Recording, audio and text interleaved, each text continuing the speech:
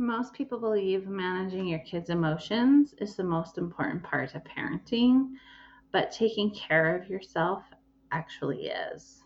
We'll discuss why kids behave better when we feel better, how your mental status affects everyone else around you, and why it's important to know this. Welcome to the Autism Diagnosis to Confident Mom podcast with Kira from Kira Brown Coaching. I'm a mom of neurospicy kids and a life coach.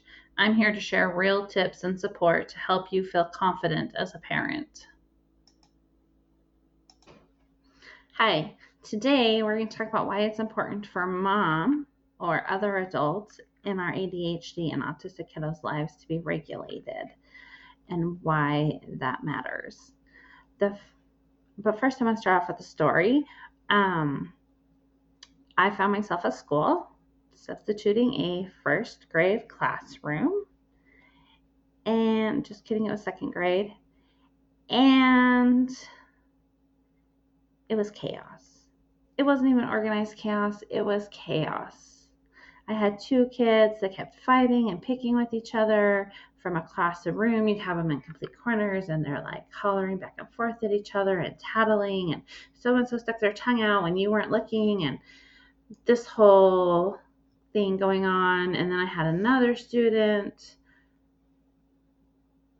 drop a very severe swear word in front of the whole class, telling me that somebody had said it in the hall and he had just repeated it in front of the whole class. And then at another point, I had kids somersaulting off of desks, and it was chaos.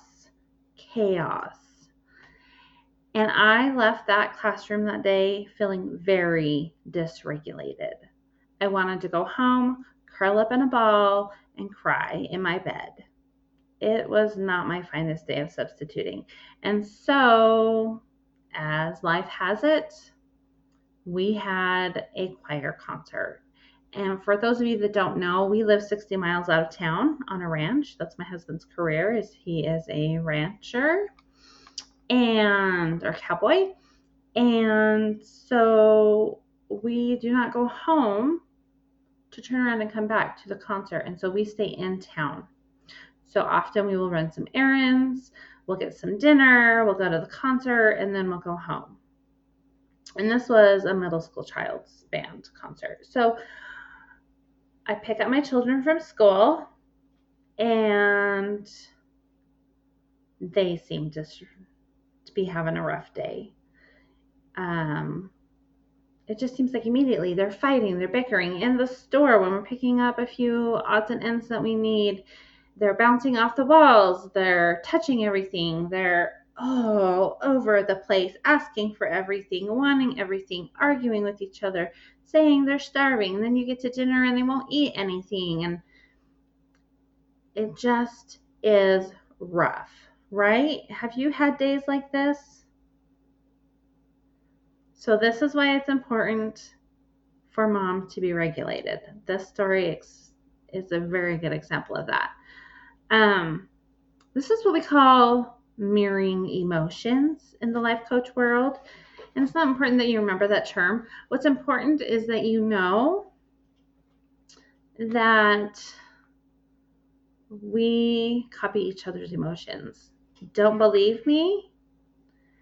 Have your child have some big emotions. They're going through a meltdown. They're yelling, they're screaming, they're kicking, they're hitting, they're biting. Whatever it is they're doing, big emotions, what do your emotions want to respond to? Do you want to yell back at them?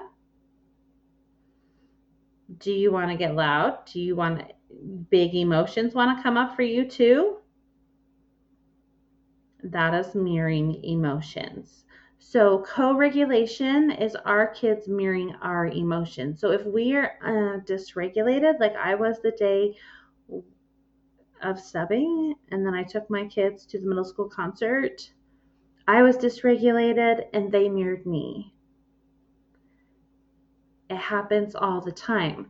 We can use it to our advantage though. If we are regulated and calm and have a good day, then they pick up on that and they regulate their bodies easier and they're calmer and have a better day. Do you see how that works? So it's important for us to be regulated because it's easier for our kids to regulate because their little nervous systems copy ours.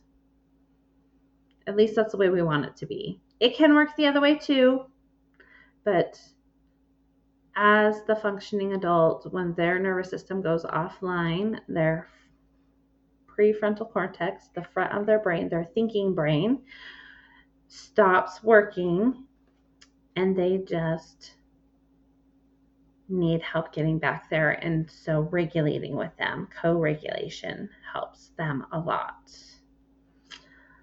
Reason number 2 to regulate is because you deserve it. You deserve to be regulated. You are lovable and worthy and kind just for being a human. You are the person you are intended to be. How do we know that? Because you are them. You are, and you are lovable and kind. When does your brand new baby have to start earning his or her worth or lovability in this world? Is it when they're 3? Is it when they're 10? Is it when they're 12? Is it when they're 25? When does that change over? It never changes over. They're still the same lovable, worthy person. And so are you. Think about this. Your family is a team, and you and your spouse, if you have one, are co-coaches. Maybe you're the main coach and he's the assistant coach. However that works in your family, okay? So, and your children are your teammates, and everybody can go to clinics, right? You send the baseball player to baseball clinic, and you send the soccer player to soccer clinic. But do we ever stop and think about the coaches going to clinics to learn? The coaches being worth the time and effort to invest in? You are part of the team. And guess what? When the coach gets coaching so that they can better coach their team, the whole team improves. So knowing that you're valuable and lovable and worth time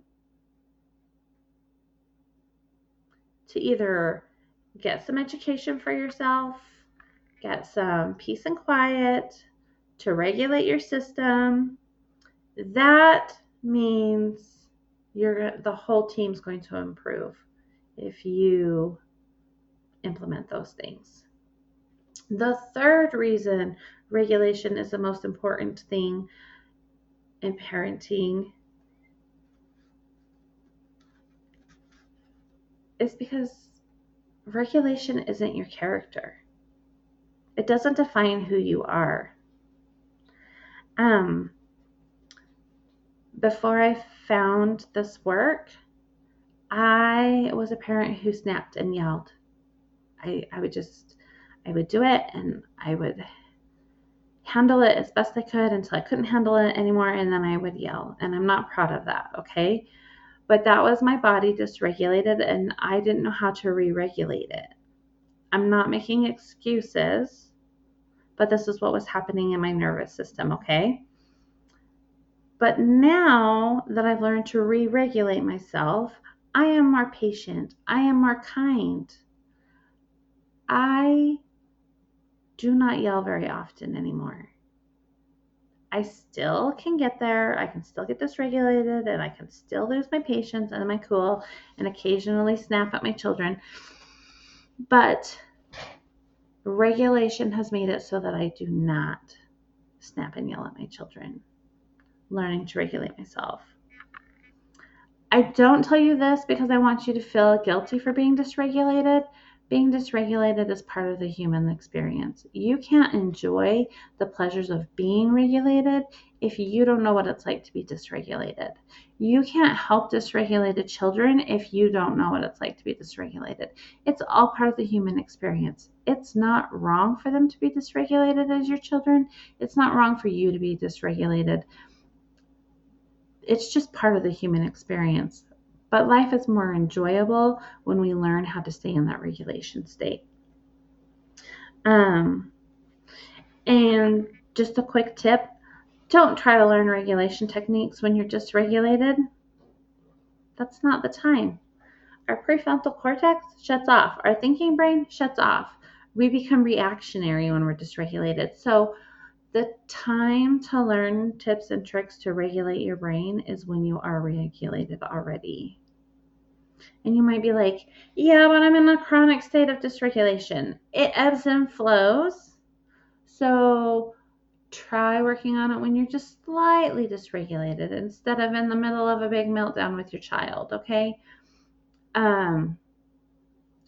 Research it when your little buddy is watching Bluey on TV, and instead of scrolling, you can look up some breathing techniques or some grounding techniques or some thoughts to think that help bring you back to realize that you're safe and secure.